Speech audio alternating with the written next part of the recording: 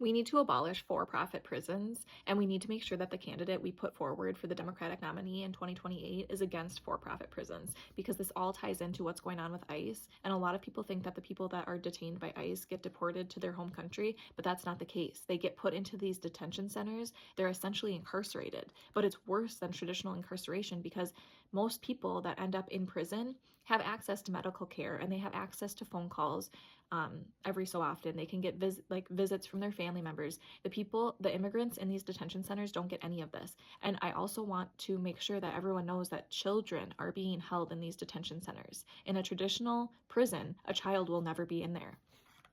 And if you don't know the difference between a public prison and a private prison, don't worry, I didn't know until I took a class in college, and it totally changed the way that I view the United States, and every societal issue ties back to the private prison industry in our country.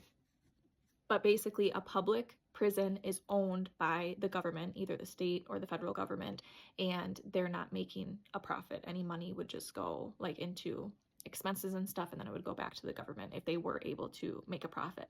A private prison is essentially a for-profit prison.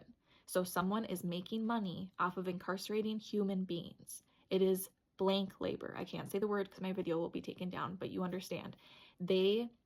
And if you look up a list of all the companies that use private prisons to create their stuff, like it's not just license plates, it's also most of the furniture that we get, some of the clothes that we get, like the list it's actually shocking.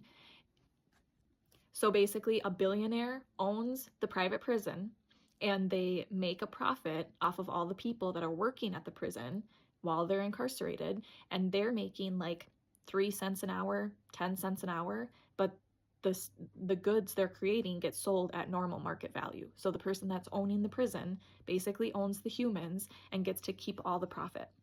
And that sounds bad enough. And then you add in the government contract